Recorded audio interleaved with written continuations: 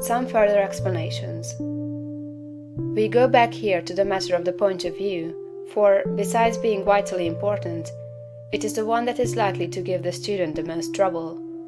We have been trained, partly by mistaken religious teachers, to look upon the world as being like a wrecked ship, storm-driven upon a rocky coast. Utter destruction is inevitable at the end, and the most that can be done is to rescue, perhaps, a few of the crew.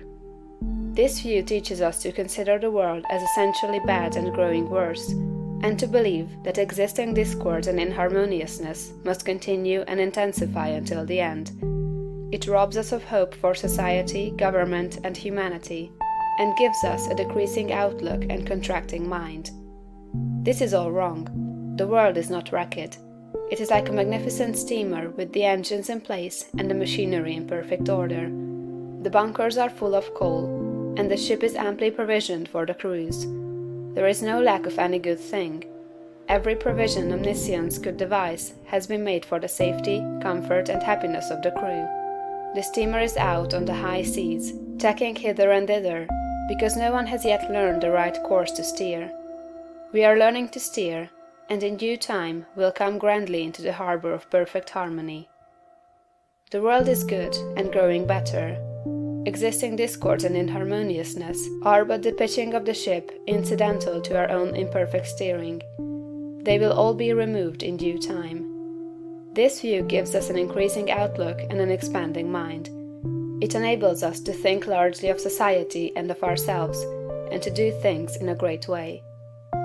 Furthermore, we see that nothing can be wrong with such a world or with any part of it, including our own affairs.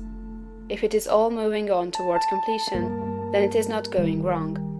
And as our own personal affairs are a part of the whole, they are not going wrong.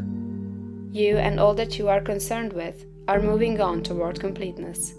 Nothing can check this forward movement but yourself, and you can only check it by assuming a mental attitude that is at cross purposes with the mind of God.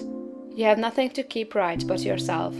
If you keep yourself right, nothing can possibly go wrong with you, and you can have nothing to fear. No business or other disaster can come upon you if your personal attitude is right, for you are a part of that which is increasing and advancing, and you must increase and advance with it. Moreover, your thought form will be mostly shaped according to your viewpoint of the cosmos. If you see the world as a lost and ruined thing, you will see yourself as a part of it, and as partaking in its sins and weaknesses. If your outlook for the world as a whole is hopeless, your outlook for yourself cannot be hopeful. If you see the world as declining toward its end, you cannot see yourself as advancing. Unless you think well of all the works of God, you cannot really think well of yourself, and unless you think well of yourself, you can never become great. I repeat that your place in life, including your material environment, is determined by the thought form you habitually hold of yourself. When you make a thought form of yourself, you can hardly fail to form in your mind a corresponding environment. If you think of yourself as an incapable, inefficient person, you will think of yourself with poor or cheap surroundings. Unless you think well of yourself, you will be sure to picture yourself in a more or less poverty-stricken environment. These thoughts, habitually held, become invisible forms in the surrounding mind stuff, and are with you continually.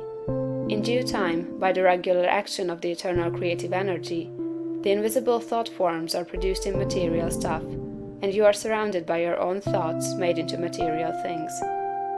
See nature as a great living and advancing presence, and see human society in exactly the same way. It is all one, coming from one source, and it is all good. You yourself are made of the same stuff as God. All the constituents of God are parts of you. Every power that God has is a constituent of man. You can move forward as you see God doing. You have within yourself the source of every power. End of chapter 16.